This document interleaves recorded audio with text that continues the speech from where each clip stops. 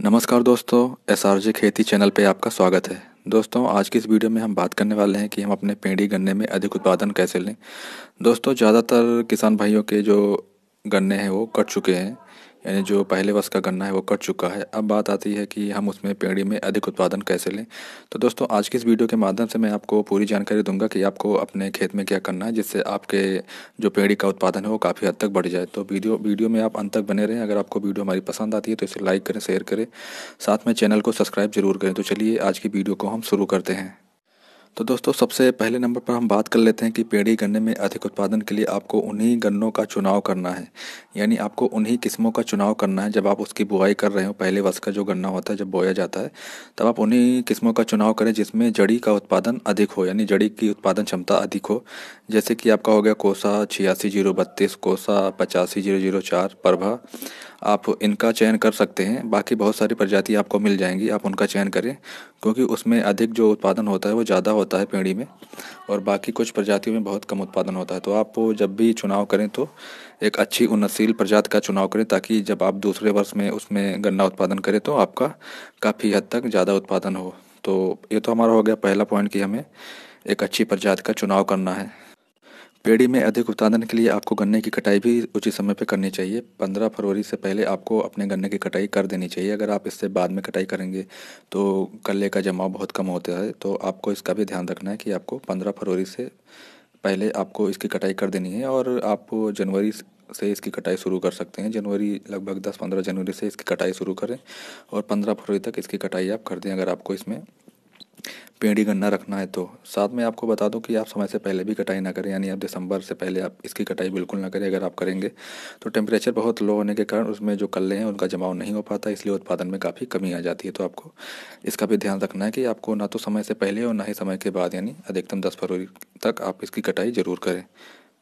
इसके बाद हम बात कर लेते हैं गन्ने की। जब आप कटाई कर रहे हो तो आपको इस बात का भी बहुत ध्यान देना चाहिए कि ज़मीन की सतह के पास ही आप इसकी कटाई करें, और जिस भी यंत्र से आप कटाई कर रहे हो वो यंत्र एकदम धारदार होना चाहिए, यानी जब हम गन्ना को काटे तो हमारा गन्ना फटना नहीं चाहिए, एकदम कट जाना चाहिए। एक ही बार में कट जाए तो काफ़ी अच्छा रहता है। उसमें जो फटता है अगर, तो सही से उसका कल्ला नहीं निकल पाता, इसलिए फटने से आपको बचाना है।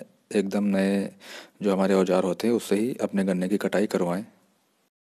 अगर आप गन्ने की कटाई ऊपर से करवा रहे हैं तो उसमें कल्लों की संख्या कम हो जाती है। तो आपको इसका ध्यान रखना चाहिए कि हमेशा सतह के पास ही गन्ने की कटाई कराएं।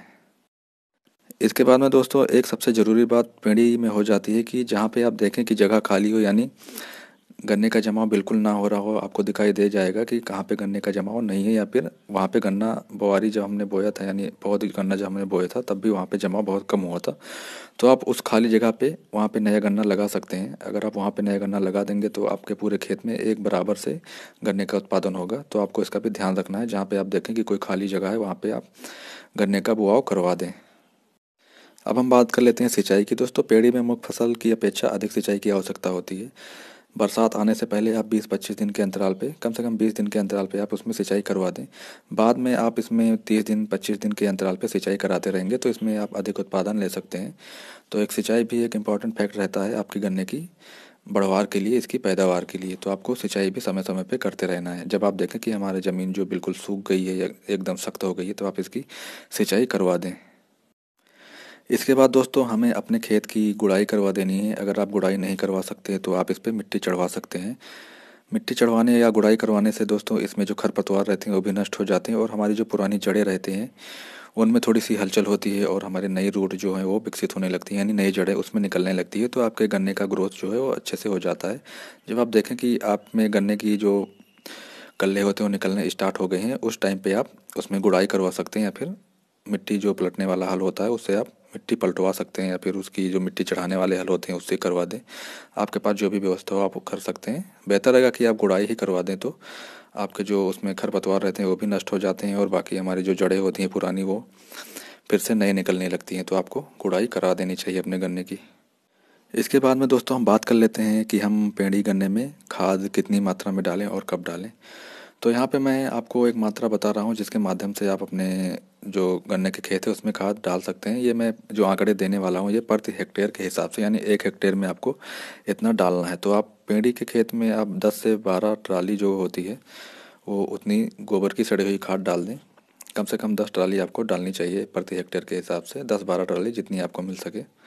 इसके बाद में मैं बता दूं आपको नाइट्रोजन यहाँ पे आपको 300 केजी पूरे वर्ष में देना है, और आपको सुपर फास्फेट 75 केजी देना है, और 25 केजी आपको पोटास, यानी 10 से 12 गाड़ी आपको जो ट्राली होती है उतनी आपको गोबर की सड़ी खाद, 300 KG nitrogen, 75 KG super phosphate और 25 केजी आपको पोटास डालना है। यहाँ मैं नाइट्रोजन की मात्रा बता दूं आपको कब कब डालना है। तो नाइट्रोजन आपको 100 किलोग्राम पहले डालना है, उसके बाद में जब आप 3 महीने हो जाए उसके बाद में आपको 100 केजी नाइट्रोजन फिर डालना है, और 100 केजी नाइट्रोजन आपको मिट्टी चढ़ाते समय डालना है, यानी जब मिट्टी चढ़वाई करें तब आप 100 केजी नाइट्रोजन डालें, यानी यूरिया डालें।